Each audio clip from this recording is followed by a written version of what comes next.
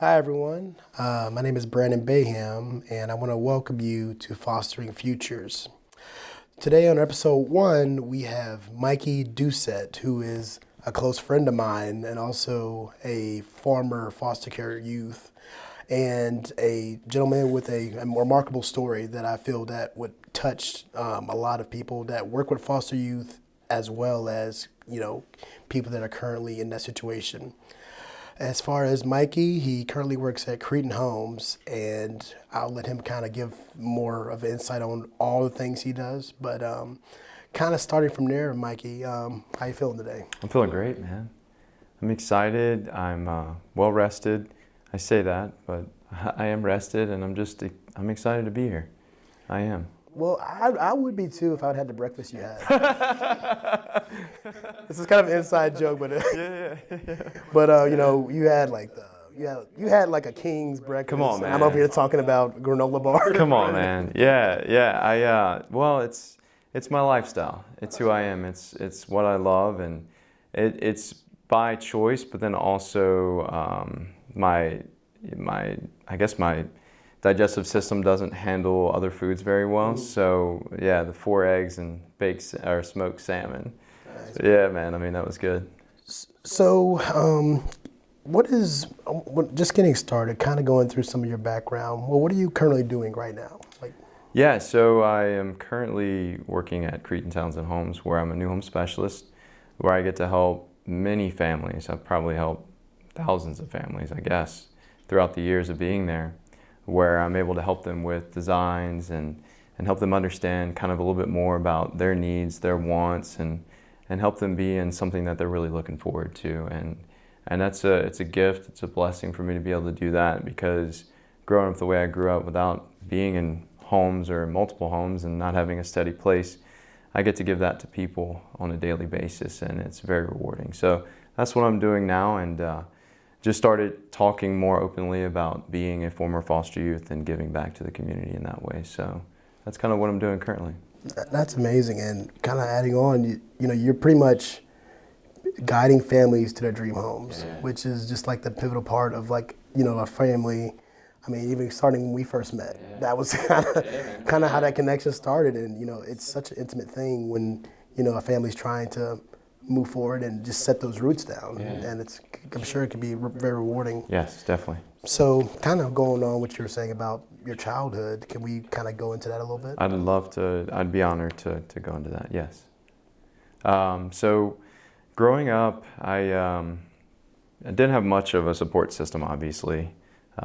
My first foster home was when I was 8 years old, and I don't really remember much before that, before the age of 8. Obviously, if I do remember things, they do actually enhance triggering or make me uncomfortable, but I've done a lot of healing and therapy and gained a lot of insight, so I'm okay with speaking about it. But before the age of 8, everything's essentially blacked out. I don't really remember. And from 8 on, it was 1 year in actually foster care. And then I got placed with my grandfather in legal guardianship. So my brother and I first stayed with our first foster home, and that was an experience in and of itself. I do remember crying a lot. Obviously, I didn't understand what was going on, but what I do remember was me being very upset, and I remember crying for my mom every single night, and just not really understanding what was going on. I think from first recollection, it was we come home from school, and I'll get off the bus, and we lived in a trailer at the time. My mom comes out, and she sees us, and she's got these tears right before we go into foster care, and I can remember the station wagon. It was the DCFS station wagon. It was a Ford Taurus. And I just remember her uncontrollably crying and us not really knowing what's going on. And I just remember her giving us a couple of toys, and that was all we had. It was literally a Stretch Armstrong toy, from the 90s, right? So a Stretch Armstrong toy, and then my brother had a little shark toy. And then we get in the back of the van, or back of the Ford Taurus, the station wagon, and off we go. That's my earliest memory of leaving my mother. So I think my mother had different. My father was on and off in my life, and my brother's actually my half brother. Yeah. So I think my mom had a few different partners growing up, and so with that being said, he may or may not have been involved on that day, but I remember her. So that was the first experience. I really appreciate you sharing that with me, and just being so open. You're welcome. You spoke about your brother. Yeah. How, during that time with your brother, how was that relationship? How was that dynamic with him? My brother is he was my best friend. My brother is now as well, or we're gaining friendship again because it's hard loss, Yeah. But my brother, it's great that they place. I have two other siblings as well.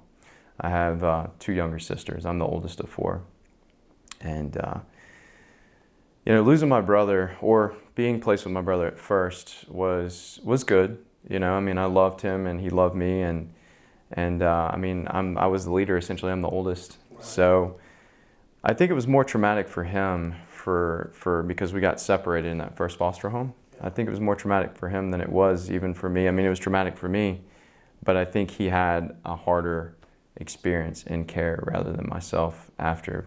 I think I just adapted more so to my surroundings. Yeah, that makes sense. A lot of times when kids are, what it sounds like, have to do a lot for themselves, or maybe, being a personified child is a thing. And when you're that, pretty much you would kind of embody that caretaker role for your siblings. And, when that happens, they cling to you for that guidance. And at that same time, you're an adolescent yourself. Yeah, man. You're also trying to be you want to be a kid as well, but, it's kind of that thing where a lot of these kids that are in those types of similar situations, they're not allowed to be kids. Dude, I had to grow up fast. And, our earliest recollections, since I said I don't remember much before the age of 8, I was watching my siblings. Like, I was basically almost like their dad. Whenever my mother and father would go to the casinos and gamble and do whatever they were doing, right? I was left alone, right? You want to talk about neglect and trauma and all of that. I was there taking care of them, right? Like, I was the one getting the abuse because I was their protector, essentially, at 6, 7, 8 years old, so. Yeah, Anyways. They don't. Thank you for acknowledging that, man. I appreciate that, Brandon. Of course. It's very commonplace when, it's kind of like, who do you come to? Because everybody comes to you. Yeah. You're the protector, you're the provider. And, for some youth, when that separation, like kind of when you said it was a little easier for you, not, which is rightfully so, sometimes it can be a relief to an extent to not have to, because you're being able to be a youth. You're being able to be a kid, even though they're going to get taken care of. Yeah. But it's kind of getting that relief that you can, I can be a kid. Dude, I've never really had that explained in that way before. So that's very insightful, and I feel that. I think that is maybe how I was able to adapt a little better. So thank you for that. Of course, man. Yeah. So, I've kind of keeping it going, we talked about you having to leave back and forth different places. As far as reunification, because I watch your media and stuff before here, and it's very great, very enrichful stuff there. Yeah, but you brought up reunification, and I wanted to know, kind of right now, what did reunification mean to you back then? I didn't really, all of these terminologies, all of these different things, I'm learning now. 35 years old, right? I didn't really even associate with any of that for years of my life because I was just trying to survive and get away from it. Reunification would have meant for me to be able to actually be with my family, like all of my siblings and my mother and father, and living with them as a normal, right? As a normal family. And, it happened in pockets, but in the wrong way for me. It didn't happen the way that the process should have happened. From what I've learned and gathered through court documents and insight of researching, right, as an older person, I learned that there was a hole in the system essentially for me. And that's another reason why I've been talking about it and trying to not expose, but inform. Right. Inform others of how unique every former foster youth or foster youth right now situations are. And I think that we all have our own stories, but reunification didn't happen the way that it should have happened for me. What would be an example of it not occurring correctly? So I learned through the court system. I went on this journey. So my brother, right? You referenced him. Well, we're gaining a friendship again, and we're family again. Like, it's crazy because we got to visit one night and we stayed really late. And he has his own family. Obviously, I have my family, so it's very hard. But I didn't see him for like 15 years of my life, maybe 20 years of my life. And it's hard for us to even kind of rekindle that. But I learned through his story because he got adopted. He got adopted, I think he was 12 years old. That he was actually on the news, and it was really neat to see kind of his perspective. And I got to see him a little bit, but the way he explained things to me about adoption, when I learned from him about the adoption process, he said it was similar for you with legal guardianship. He said that with you, your grandfather and his wife were essentially your parents, right? So when they gained legal guardianship and custody of you, they were essentially your mother and father, right? Without you being adopted. And when he said, well, it didn't make sense to me because, why would I be placed with other people if that's my legal guardian and also, my mother and father essentially? Why do I not have their last name, right? And why did they essentially kick me out at like 12 years old or whatever it was and place me with other people, right? Well, through learning through the court system, they had petitioned for me to be placed with another family, even though I was already living with them. And I learned that the petition was not granted. So what happened was, from that moment, I was placed with another family, and that other family became another family. And next thing you know, I'm back in the same relationship of abuse, neglect, and trauma that I was exposed to as a child with my own biological parents again, right? And all along, that person who was supposed to be my guardian and have care of me knew and allowed those things to happen. So I didn't have a voice. I didn't have what children have now through COS or anything of that nature. I was just alone, and I didn't know what was going on, And now I know. And I think that it's very important for the truth to be told, because when you find out about who you thought was your savior, who you thought was the light, I've been visiting for years throughout all of this. When you find out that your own family would do something like that to you, it's heartbreaking, but it's also encouraging for me to be able to speak out and say, this could be happening to other children. How are we going to be able to help them? Yeah. When you're saying moving, from different placements, it's very common, for youth in my experience where, they're placed in this home, multiple different placements. So when you said you kind of bounced around, what do you think was the main reason that happened? Like, was there a common thing that occurred in those placements? Well, part of it was the court system, and I guess it may have jeopardized the family if I'm thinking constructively about it. I think it jeopardized the family because I showed up and my stuff was on the doorstep one day after school. And I think it was because they knew that they didn't have the right for me to live with them.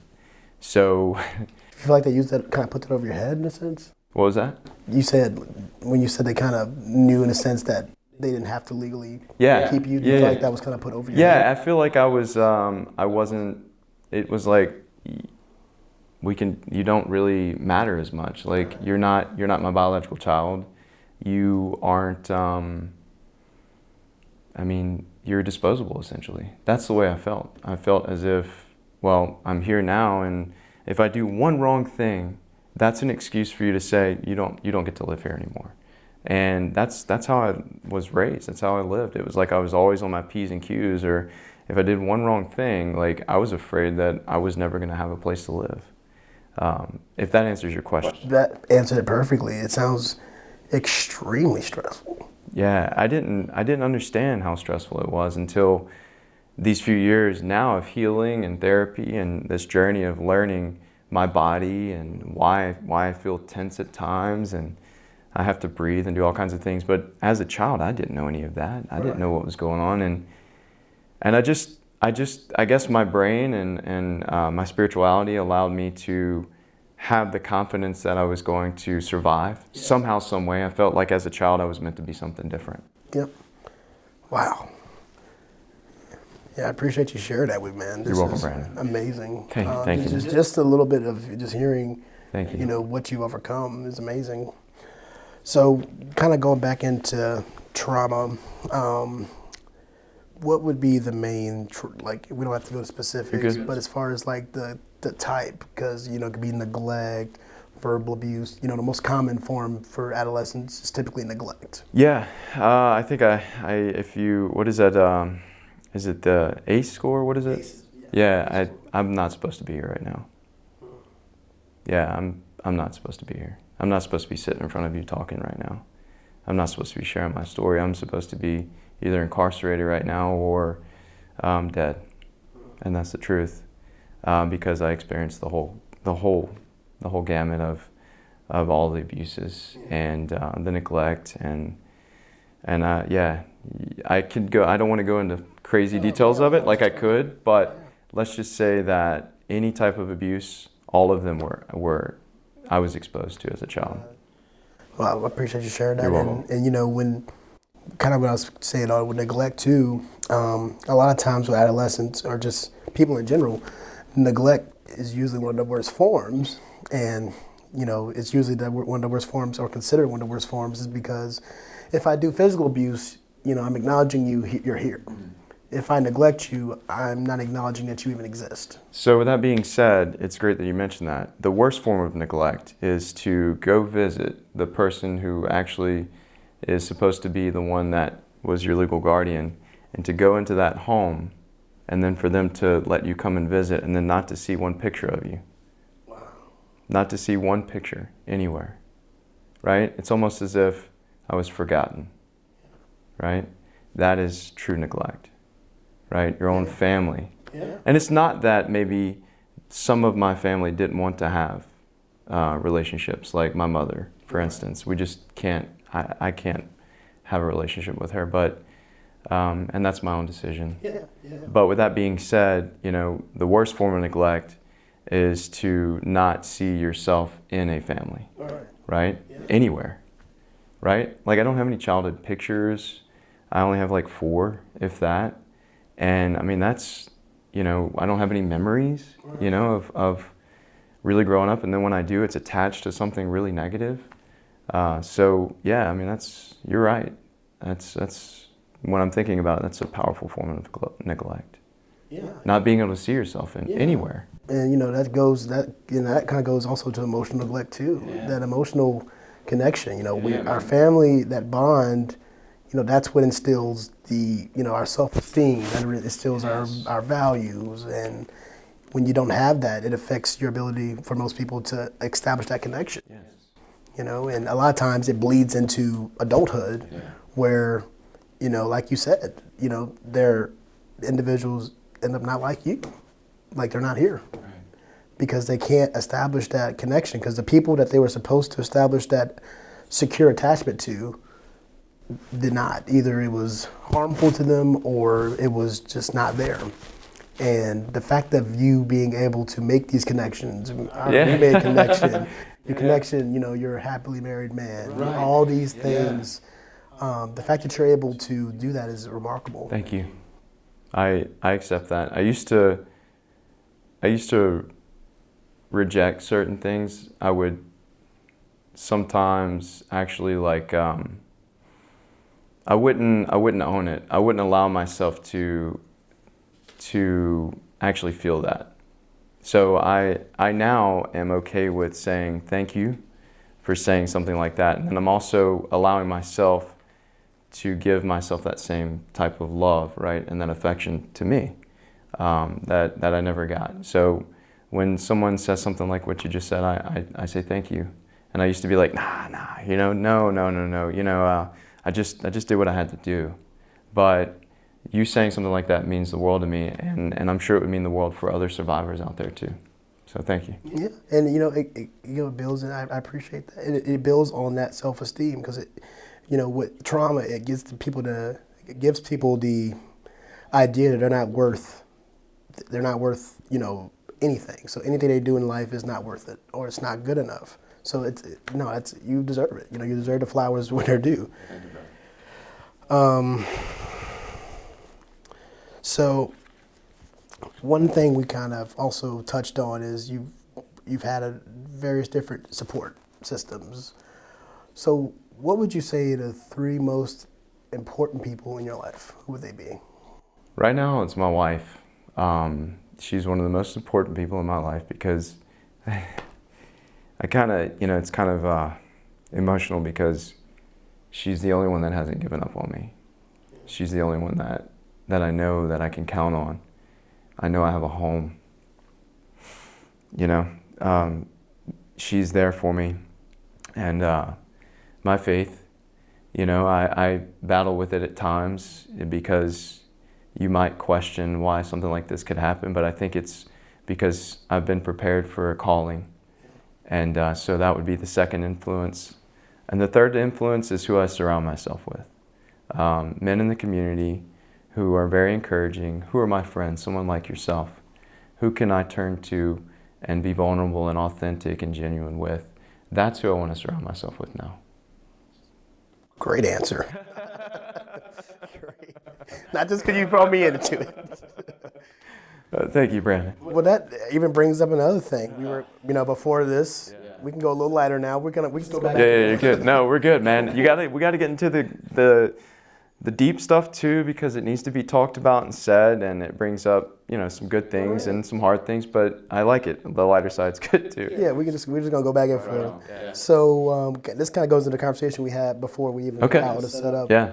About some of the societal issues with mental health with men in general. Yeah, man. For me to even be talking like this is very intense.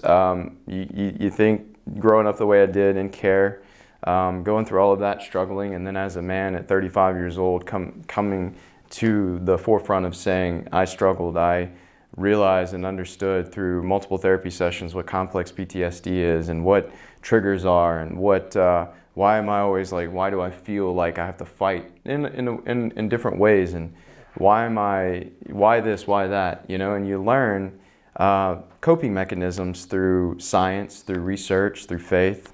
And I've learned a lot about breath work. I've learned a lot about just mindfulness, man. Mindfulness in general, being aware of where you're at and who you're talking to, and generally being present. You know what I'm saying? That's a big deal for me now, is being present, meditating and praying and just being mindful of where I'm going and what I want to be, and having goals and dreams and ambitions and achieving those and believing that I can.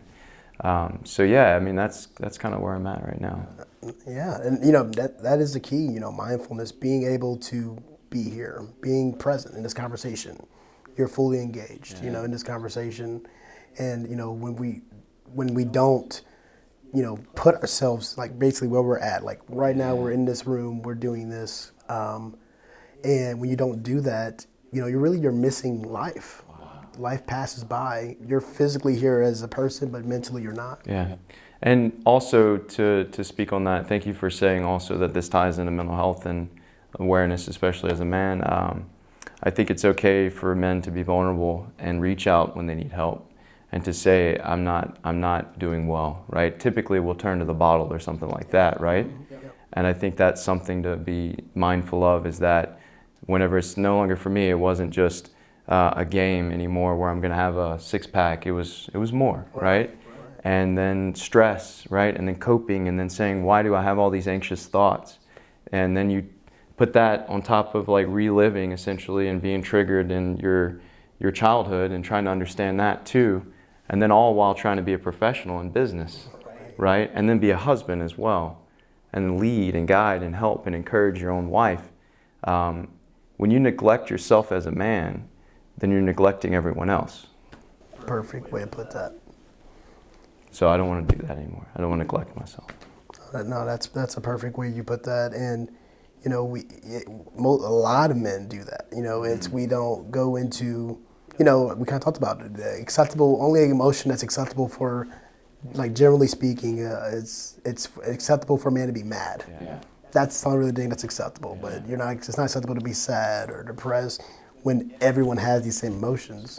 Yeah, so to say something on that too, like I, for years, told myself, when I would look at others who had been in similar situations that I had been in, and I'm thinking about it, and I'm like, well, I did it, I did it. How could you not do it? I work incredibly hard, and I've done all this. Why couldn't you do it? And what that actually did is that it actually disassociated me with my own past, and it disassociated me with human beings in general, and saying that they have concerns and weaknesses and struggles in their life too. And what happened is when the market was amazing and I was overwhelmed with all of the great things, there were also other things that were involved with that. And then my body told me, right? Hey man, something's going on. I would be a little more intense, right? Use anger. Yeah. I would be more I would be angrier all the time. And it was like, okay, this isn't how you normally are. What's going on? It was because I didn't heal. I wasn't healing. Yeah. I wasn't on a healing journey.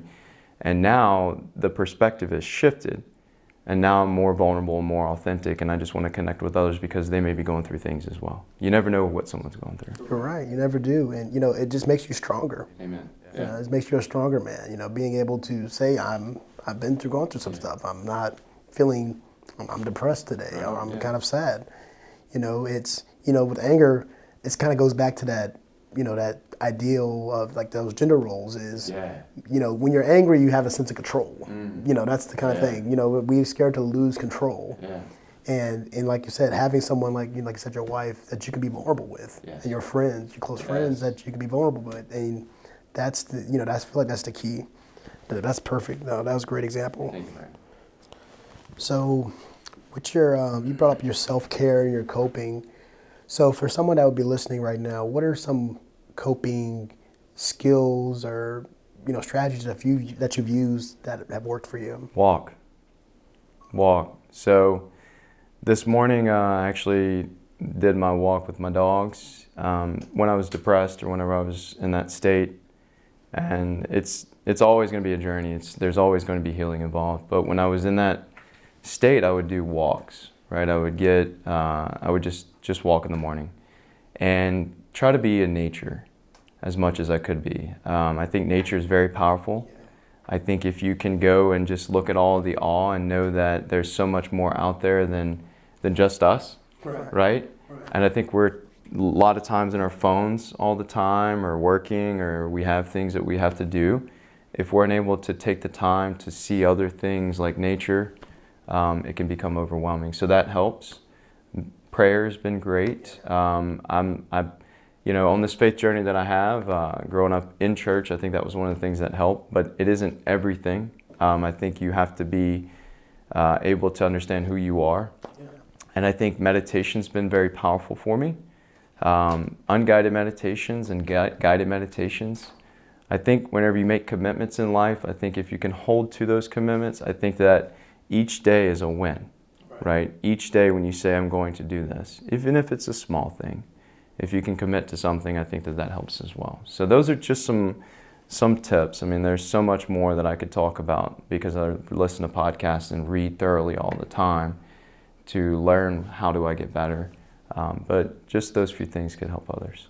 Perfect. Yeah, I appreciate you sharing that. Just for somebody that's, trying to say like, well, I hear all this, but where do I start? What do I need to do? Talk about self-care, and kind of, I'll just add another thing, it's the people you surround yourself with. You are a prime example of where your surroundings. I think that's one of the reasons that I'm not anywhere near my past. I'm not around those that are going to affect my positivity and my drive and my enthusiasm. And I think, you're right. You are who you surround yourself with. So I'm grateful to be in this community around good people. Yeah. It's it's just around good people, and you are the product of what you're around. So the next thing I wanted to ask you about would be when we talked about those those people that are the most important to you right now, but this is kind of more of a general. Like, who or what made the biggest impact on your life? That's a great question because 2 years ago I would have said it was my grandfather. I would have said he taught me a work ethic unlike any other. He taught me responsibilities, taught me discipline.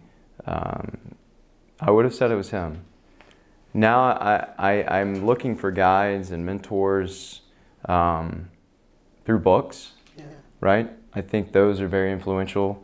The Ryan Holidays and the John Maxwells and Ed Milet's and Tony Robbins, guys like that.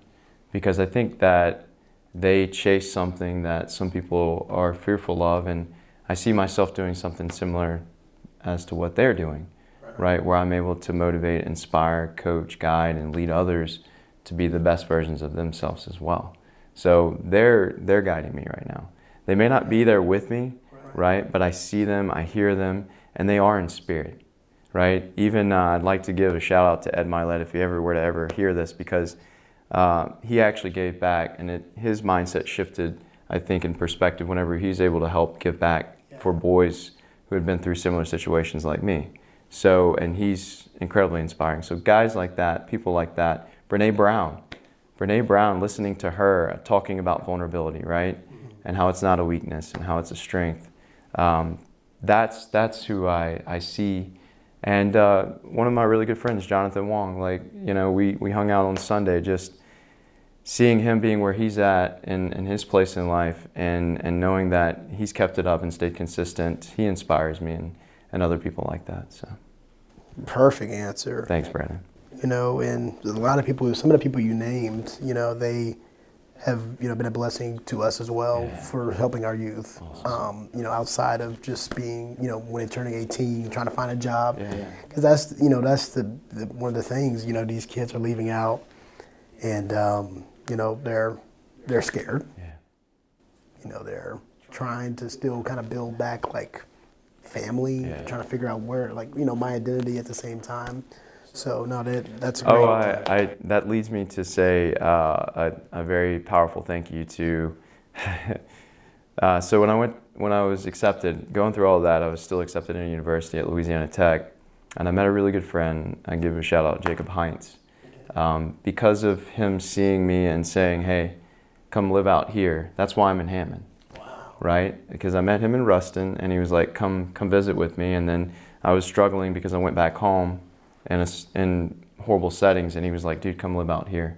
So he saw potential, he saw that I could do something, and came out here. And in that bio, man, like I worked like 3 or 4 jobs while I was going to school and stuff, just to try to make it. So those guys, they all went to North Lake Christian, but those guys at Southeastern that I first met, they inspired me and encouraged me, and I got to be a kid with them. And it was powerful, man. So anyways, shout out to them. That's perfect. Yeah, of course. So let's go back and go into school a little bit more. How was that process for you? Oh, man, that's a good one. So high school, elementary, you know, I don't really remember much. I do remember a 5th grade teacher who was very encouraging. I remember always being in books, specifically like science fiction or things of that nature. I remember really appreciating Star Wars and, right, what kid doesn't, right? So I remember like really diving into like creativity, and I played music, and I think that things like that allowed me to escape a lot of the things that were going on in my life. So I would always be in books, always reading. So I would encourage any child out there to open a book if you need to escape, or you want to learn more, you want to be in a different world or a different environment. You open that book, you are where your thoughts are, right? So the books really helped me in elementary school, and I was intuitive, and I guess when you grow up and you're in survival mode, you are adaptive and you really want to learn. If I was curious, I was just curious. So elementary was one thing. As I graduated in junior high, that was a pretty unique transition, moving from place to place, even high school. But I kept my grades up because I really appreciated learning. I still do. Like, I loved learning about history. I loved learning about anything in general that would just challenge my mind and help me grow. And because of that, I was able to graduate high school at the small town that I grew up in, roughly from time to time, and have the Horatio Alger Scholarship. Looking back, I lost all the scholarships, but looking back, I was like, I won a prestigious scholarship. I won all kinds of scholarships. I had grants. I had a full ride to Louisiana Tech University. I was into forestry. Remember, I was talking about nature. because I really love nature. I was very good in that, and I had a forestry scholarship, full ride at Louisiana Tech University. And yeah, I went there, and my grandfather that took me in, a different grandfather, he gained lung cancer, and he passed away while I was in school. So I kind of went down this downward spiral, right? And lost all my scholarships. I lost all of the things that would have kept me going, and kind of lost hope too. And then next thing you know, that's whenever a lot of different situations happen, from couch surfing essentially, where one of the friend from college that I met at Louisiana Tech was like, hey, come live out here. And that led me to having hope that I could go back to school, even if I had a 1.8 GPA, right? I could get back into school, and Southeastern actually accepted me. I applied, and I was able to get back into school, and I thought I was going to be a kinesiology major, and I was for years, because I wanted to help people with their health and their fitness, and that's been a foundation for me.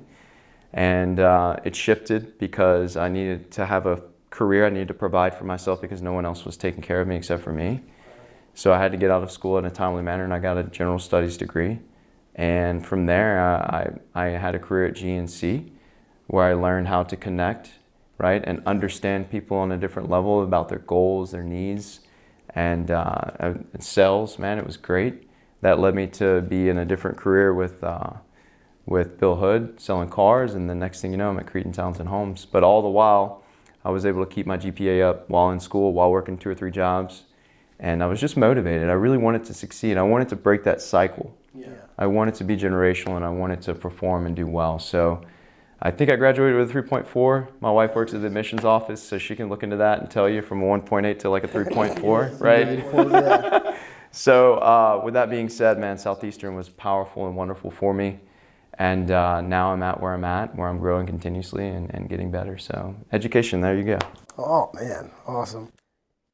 And speaking on that with Southeastern there, excuse me, they're great supporter here as well. Yeah, and for, specifically for youth that are in foster care, kind of lack services. So that's great to hear. Dude, it's phenomenal. And when you brought up about your schooling, it's so amazing that you were able, like when you talk about with high school, when you was in junior high, that you were able to even focus on that.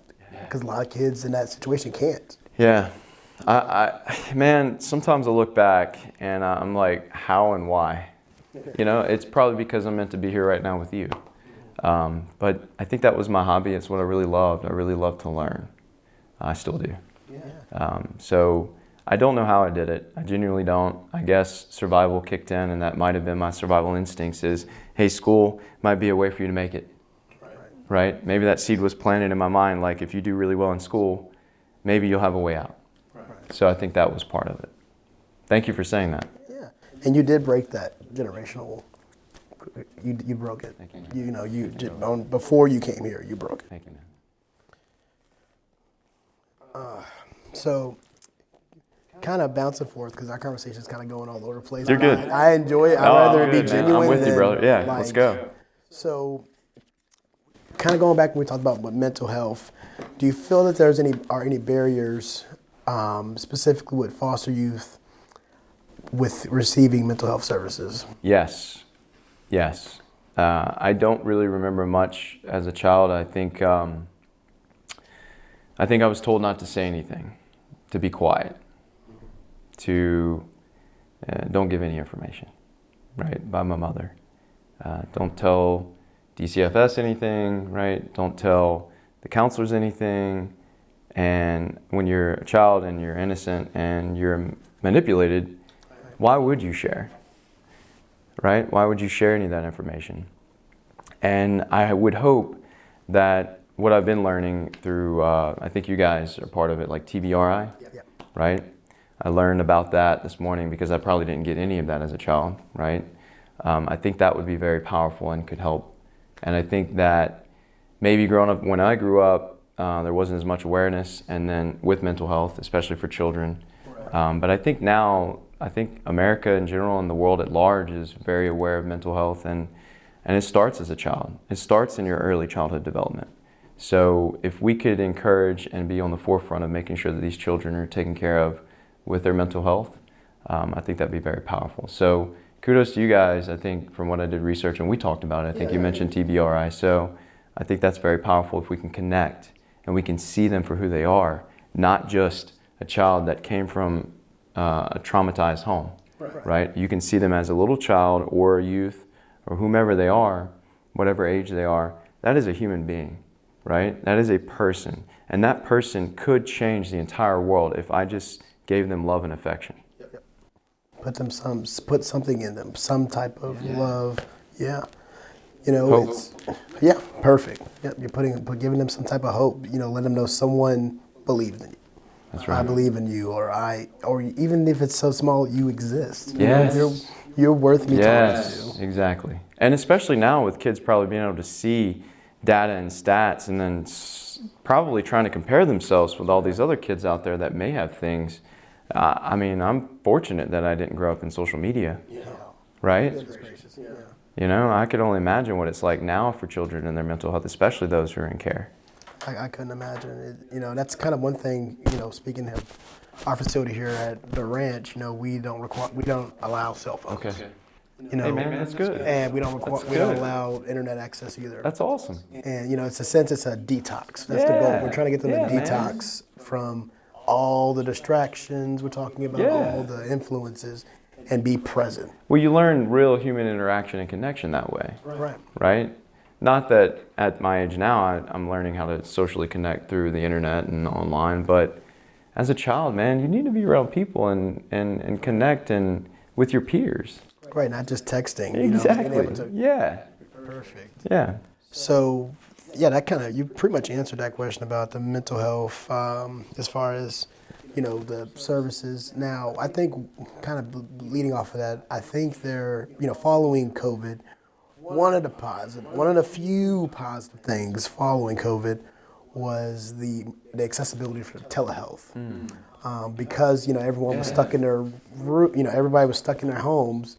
There was legislation passed that allowed just pretty much a lot more funding went into telehealth services. So making it accessible for people that are in maybe rural areas or areas where you can't, you know, they just don't have transportation to get to a counseling. Right. Or, you know, just whatever their needs are. Say they're in a situation where they're bedbound and, you know, they don't have that resource to leave, you know, you can offer that telehealth. So that's, I think that's another big thing that, you know, makes it more, I feel like that's more digestible for adolescents. Yeah, I mean, it's technical because they can, you know, it's on a computer. Kind of. It may be hard to see someone face to face. And then that's real. I mean, that's like the screen kind of gives you that, like, I guess, less personal. It's personal, but it's less like, I don't have to give it all right now. I can give you a little bit, right? Just enough. So I currently provide therapy. Do you? Okay, yeah, good, man. And with my clients, just my experience, I've noticed it's less intimidating to them. You know, I've noticed it's not as intimidating because like being right here, you have to be fully engaged. And they can be intimidating to people, especially if you've been through trauma, if you've been through something where you don't trust anybody anyway. So I could see where that would be great. I did a little bit of online therapy for a little while, and it was good. For me personally, as an adult, being where I'm at now, I like this because then you'll find that these children probably are able to read people very well, right? They know if you really care, right? They can see it, they can feel it, they know it, like through body expressions, everything. They're reading you like a book, you know? So I think that that's probably very good for them to have as a source, like you just said. Perfect. So, kind of jumping back and forth, do you think there are any, you feel like there are any myths about foster care as far as youth that you feel that need to be debunked? Yeah. We're not trash, and I don't know why that came out, but that's just the truth. You know, I don't think we are troubled kids. I think we came from situations where there were people who maybe through generational trauma themselves didn't know how to protect or take care of us, right? But just because we're behavioral children, that doesn't mean we're not going to become something great, that doesn't mean that someone who can stick it out with us and love us and guide us and help us can influence our lives, right? So we're not the behavioral child, or we're not the stigma associated with being a foster child. We may not become the centuries or whatever it is, or we may not be the bad folks that society says that we are when we get older, right? If we're treated as a human being and we're treated as people who need love, affection, and care, and we're not forgotten. I guess that would be it. That's no, and I definitely I agree that can be a conceived a stigma that's our myth that kids in foster care, those are the bad kids. Mm-hmm. Those are the bad kids. Whenever majority of the cases are neglect, which is completely out of the child's control. Right. So, if our needs, because we're speaking at a point of privilege. Mm-hmm. People that had the mom and dad or whomever to care for them. We're speaking at a point of privilege where we're like, oh, well, I knew this and I knew that. Well, you were taught. We were taught these things. You were given that love initially. You were given that support. So when you have a young man, a young woman that don't have that, or the people that's supposed to be the ones they trust are the ones causing them the pain, what do you think they're going to do? They're going to survive. And that's going to, sometimes survival isn't the prettiest. No. And it doesn't come out the prettiest, but your brain's going to do what it's been designed to do. And that's not necessarily, your amygdala and then your prefrontal cortex. It's not designed for those two to actually because one of them is going to be functioning higher than the other, right? And they may not connect well. So if all you see your entire life is stress and chaos, it's not going to happen overnight where that child may not be stress and chaos themselves. Right? So anyways. Yeah, like if you tell a kid, you're safe, that's my reality, you're safe. But that's not that kid's reality. His reality is, oh, I'm not safe. You haven't been where I've been. I'm not safe.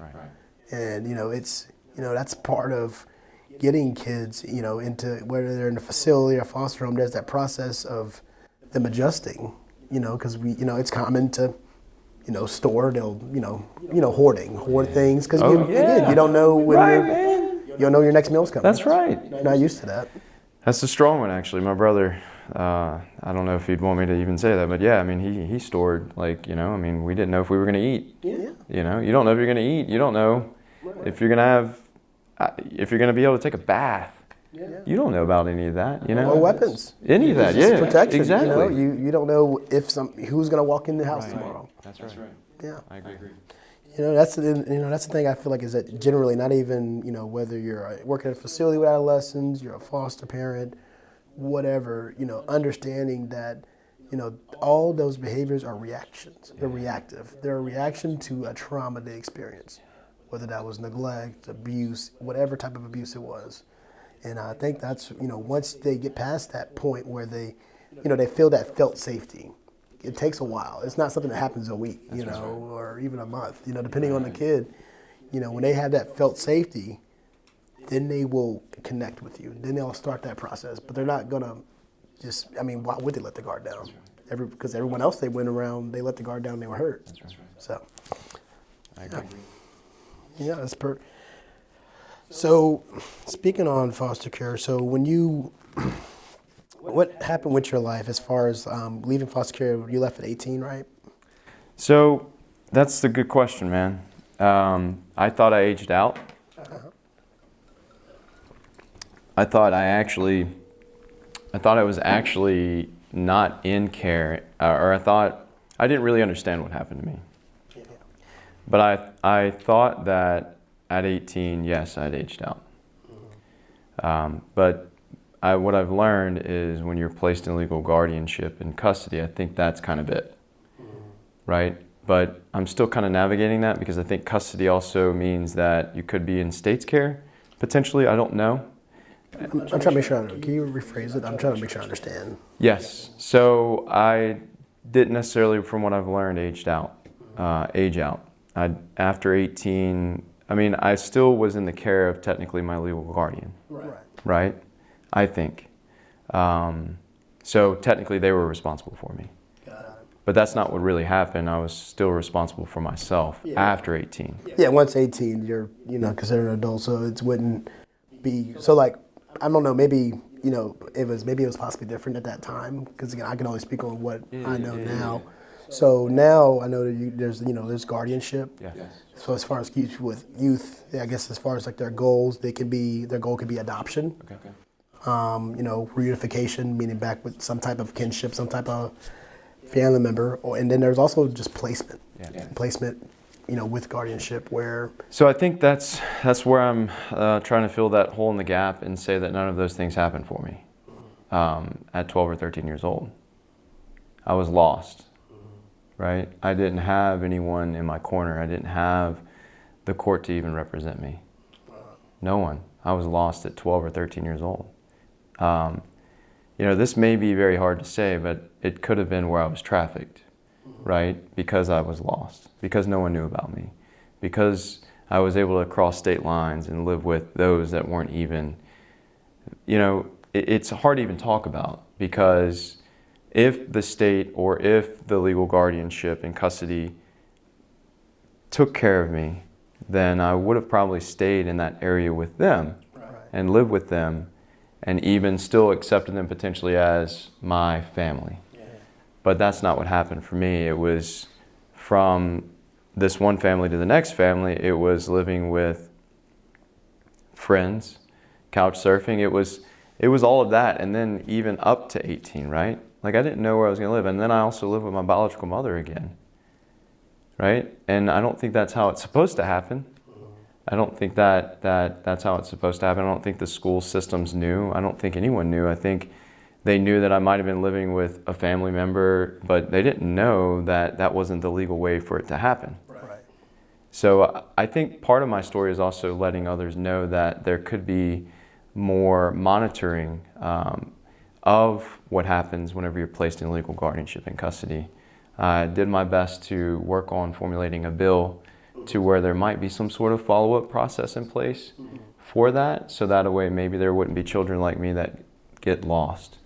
But from doing the research I've done, I didn't, even before 18, I was out of the foster care system, from what I believe, whenever I was placed with legal guardianship and custody, right? So I don't know what happened after that. I don't know where I got lost, and I don't know why I was able to still be placed or moved from this home to this home to this home to this home. And then at 18, move to Ruston, right, go to college, and then move over here with then no one really knowing or understanding who I am or where I'm at. Well, touching on the state, so I will say now, so for any youth, so for us at our facility specifically, and well, really all facilities work with adolescents, for a youth to cross state lines, we have to request an interstate compact. And that's pretty much a line of communication between each state. Pretty much saying, hey, there's a recommendation for this youth to go to this place for this state for whatever reason. And that has to be approved before that situation can even happen. Now, I don't know if that was in place or how that was at that time, but that is one thing now where, there's that line of communication. Good. So like for youth, we have to go through that process. So we can't just, if it's a privately placed, because we take kids that are DCFS custody and privately. Right. So if a kid that's placed by their guardian wants to come here and they're in a different state, they have to get that form completed, and it has to be signed by our state and their state. I love it. I love that there's actual paperwork in place. There's documents. There's structure to it. Maybe growing up the way I did, it wasn't as stringent potentially. And I know our governor. And I know that they're very much on the forefront of making sure, Donna Edwards as well, are on the forefront of trying to help those with the extended foster care, right? Perfect. Right. So I think there's a lot of things that are in place now for children, but I don't know if it was as monitored or I don't know what happened to me. So it's kind of one of those things where, is it okay for me to talk about? I need to tell people about my own journey and my own story, but it's also like, what happened to me, why?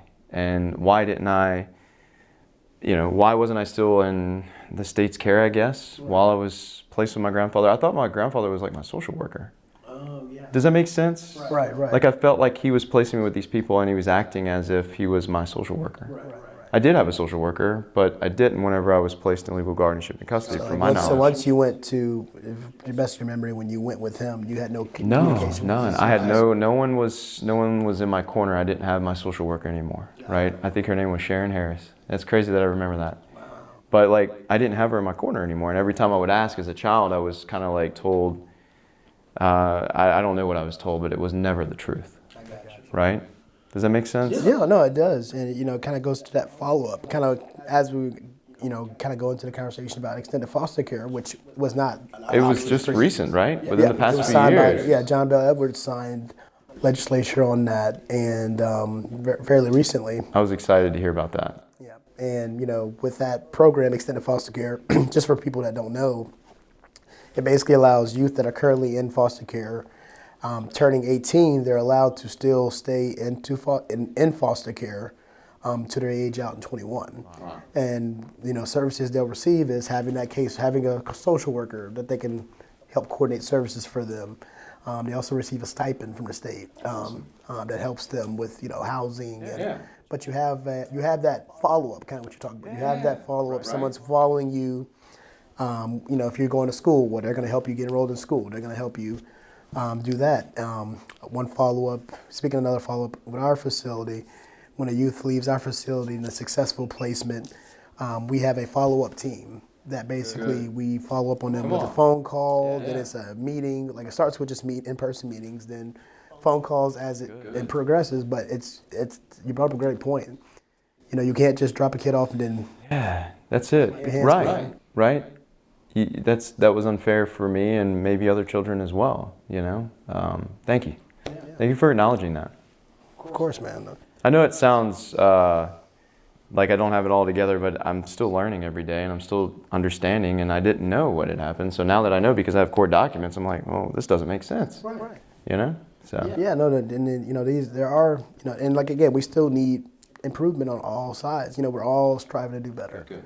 But situations like that, which you experience are situations a lot of legislators are trying to fix. They're trying to make sure that doesn't happen again, because it's not, not every youth has the drive that you had. That's exactly right, man. It's because it can go, that could have went a whole another direction. Yeah, I think I'm not even, like, what is it, less than 1% or maybe 3% potentially graduate college of of foster youth. Right, and then I forget the percentages I don't want to speak wrong percentages of chances of having mental health issues as well as being incarcerated. I do know that we're 9 times more likely to have PTSD, from what I've been learning, than a veteran who served the country, and I didn't realize that. I didn't know that. I didn't think that as a child, right? I didn't think that as a child that anything was really wrong, I guess, because you're a kid, right. But then when you get older, you're like, oh, wow, that really was messed up. That did happen. Okay, whoa, okay. Anyways. Yeah, no, go ahead. No, I agree. Like, there's things that's your norm, so you don't think nothing's wrong with it. Well, that's just how my life is. Yeah. Okay. So this kind of goes. This is one question that I want to kind of touch it as far as your career as well as when you were a youth. So what is one thing you wish you would have known when you started your professional career? Man, that's a good one. And then I'll have the follow-up as far as foster care too. Yeah, so one thing I would have rephrased. Can you say that one more time? So basically, what is one thing you wish you would have known when you first started your career? Like, say you're getting your first, like right when you're at the point of finishing Southeastern up and you're entrepreneurship. If I would have had the tools and techniques, and the guidance from someone, I could have had a business by now, right? I think that would have been it. Because if I was able to do that as a child, get through that, go to school, do all these things, if I would have had the tools and techniques, potentially, then I could have had my own business. And I could have maybe inspired others that may have worked with me or for me or with, they could be successful as well. I think I would have learned more about entrepreneurship in my professional career. Yeah, as I was younger. That's some gems there. I didn't know what I didn't know, Right. And kudos to all the successful business owners. Right. Small business owners in our area. Oh Yeah. No, it's I can imagine the amount of work it takes, being that self-driven because it's all you. You have all the eyes on you.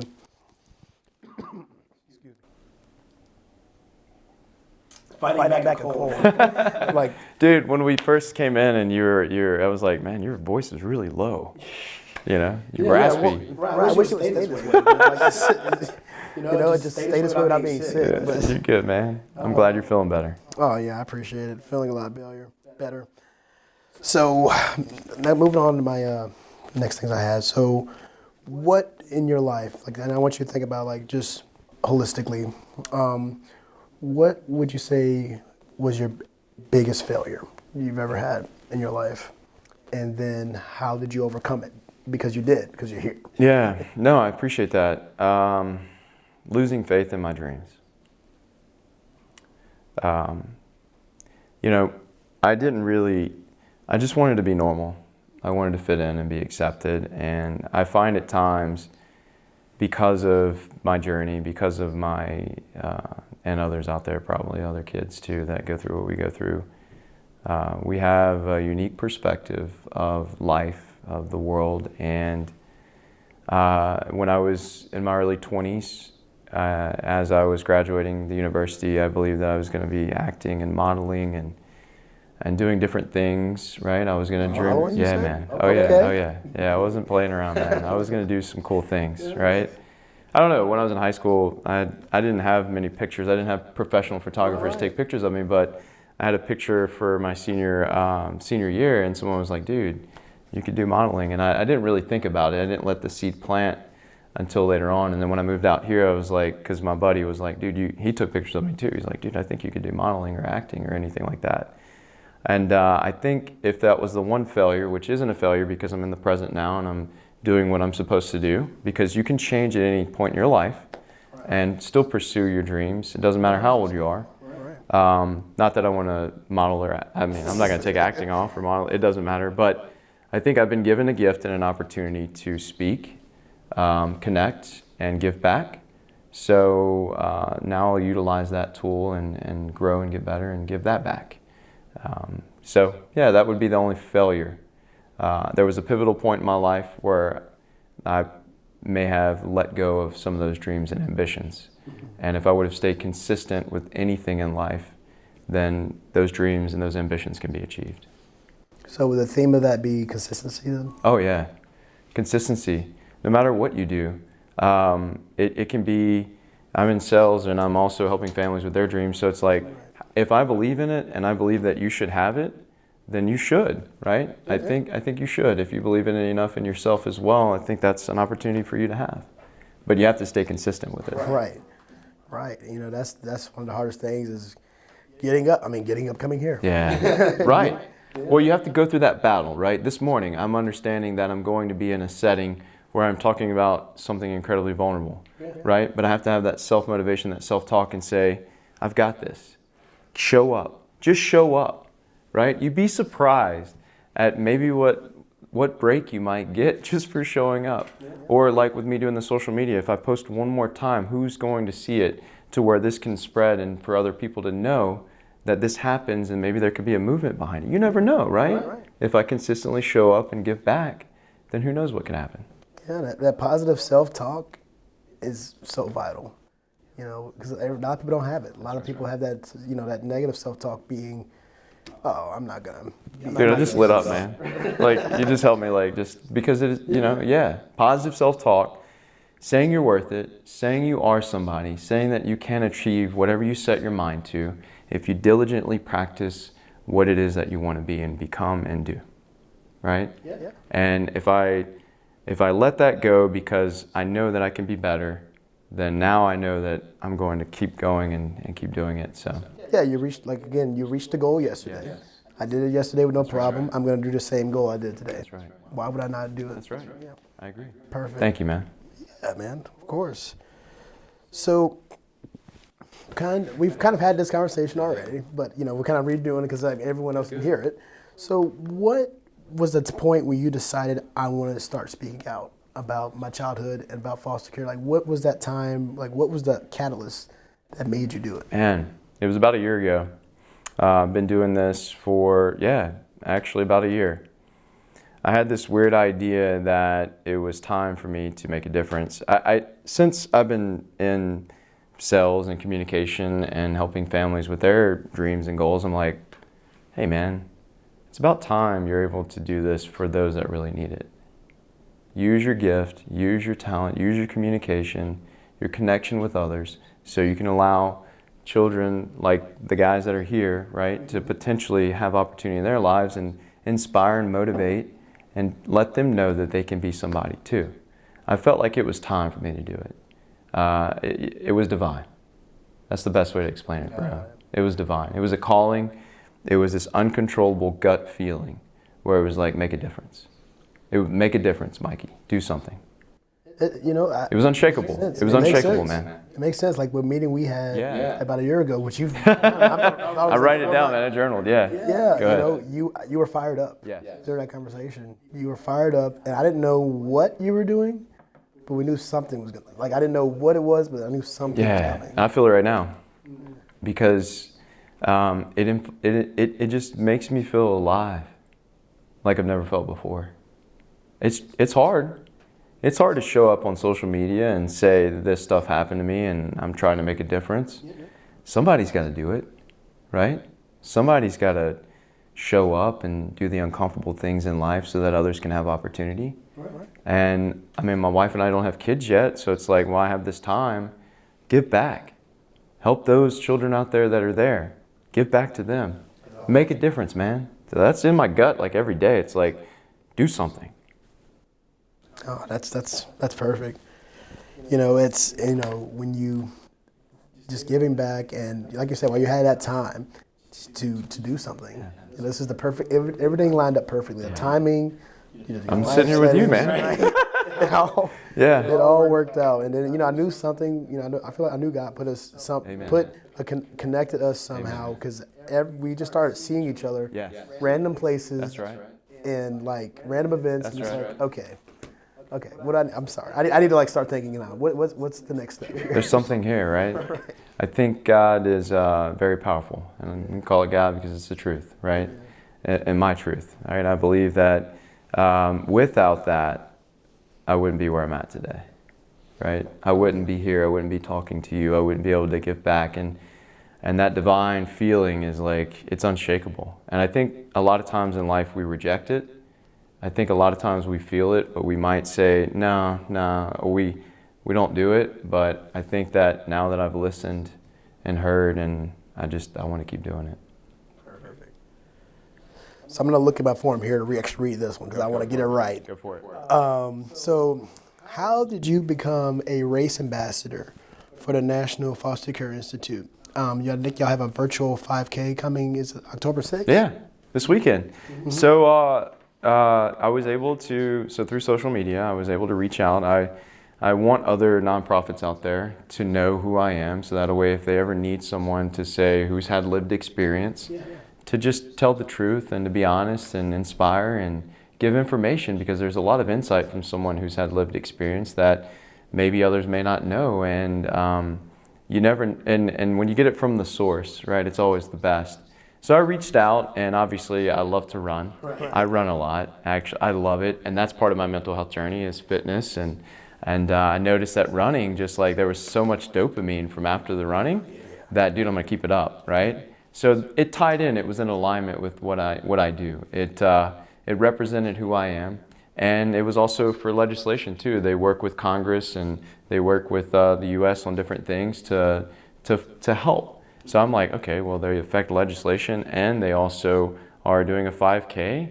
Wow, man, let's do it. So they reached out to me and asked me to do that, and I was like, let's do it. So I was more than happy to be a race ambassador.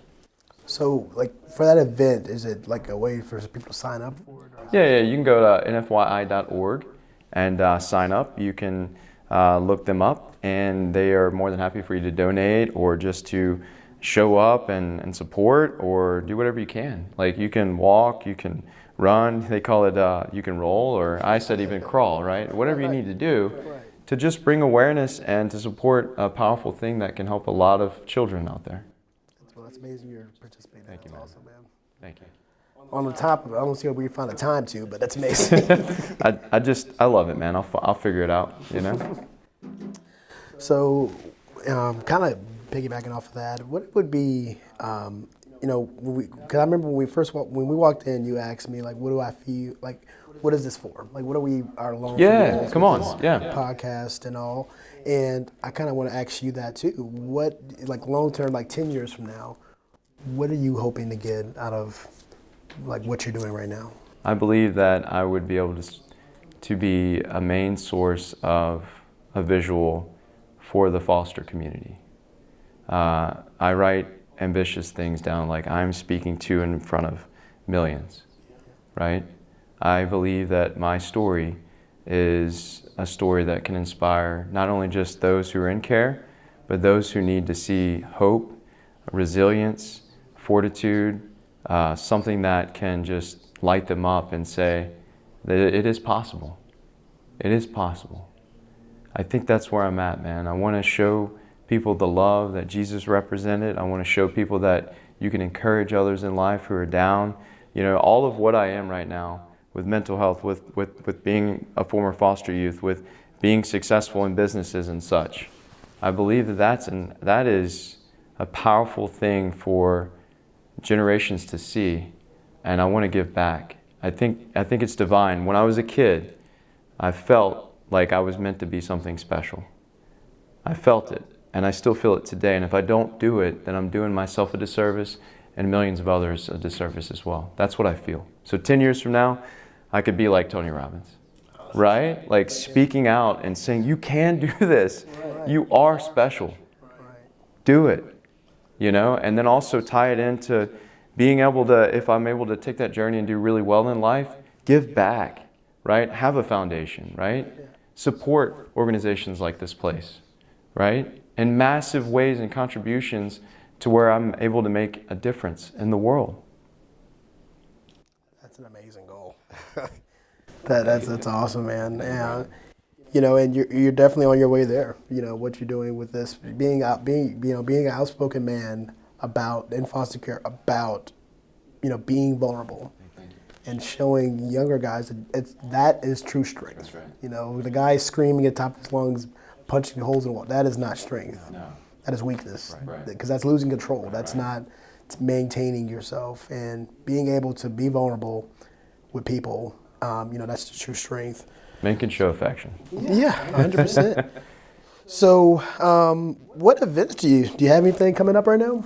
Any events or? I don't, other than the Race Ambassador event, and I'm just doing my best to network. I mean, I've only been on social media for about a year, so I'd love to be here if we can figure something out to where I can be here for the Boys Ranch Day, right? Yeah. But any event that's going to give back to the children and the youth who deserve it, who need it, that's where I want to be, right? That's where I can be. That's where I'd love to be. I want to let kids know that there's hope out there, and I would love to be a representation of that. So any event. Perfect. I will definitely keep that in mind. So where can listeners find you? They can find me on Instagram. I keep it simple. It's Mikey Doucet. So MikeyDoucet. You can find me on Instagram. You can find me on YouTube. You can find me on Facebook. And as I grow and get better, we'll see about, we were talking about that book, right? We were talking about books, we were talking about other things, and I've been on other podcasts as well, so I want to continue that journey, and that's where everybody can find me. I got it. Look him up, guys. Really appreciate you coming out. So, one thing, kind of touching on Ranch Day, just to kind of give some updates there. So what we're talking about is Ranch Day, our annual event, October 28th, it will occur at our facility here at Lighthouse Ranch for Boys. And that event, we will be meeting the needs of the community. It'll be a day of fellowship, allowing all of our sponsors to come. Our residents here will be actually working the booths. We'll have horseback riding, face painting, petting zoo, mechanical bull this year, so that's going to be exciting. Awesome, man. Live music, and as far as for the food, it's all donation based. So you can just give whatever it is that you feel that you can give. And it's going to occur October 28th, 10 a.m. to 2 p.m. As well as talking about sponsorships. We are still accepting sponsorships with different packages with those sponsorships. So then that can be found on our website at lighthouseranch.com. And our phone number, also, if you want to call, would be 985-878-6560. So, Mikey, to kind of finish up, man, there's one question I wanted to ask you. So I don't know if you've heard of the miracle question. I have not. So it's it's based on a therapeutic model, okay, where you ask these questions. So it's based on solution based interventions. So basically, if you could go to sleep, right, and you wake up in the morning and the biggest problem you have, your biggest problem, like something you feel is the biggest problem, you go to sleep and you wake up in the morning and that problem is gone, what would it be different? Children would have loving families, and there would be no poverty, absolutely no poverty, and everyone would be able to know that they have love and acceptance on this planet. Like, human beings would be able to genuinely love each other and not have any kind of judgment or animosity and say that we're here for a reason, right? Perfect answer, man. So that's what I would change. Awesome. Man, well, man, I really appreciate you coming out. Being friends with you, Amen. made this a much easier process. Thank you, man. Congrats on your first episode. Thank you. You'll be our first episode.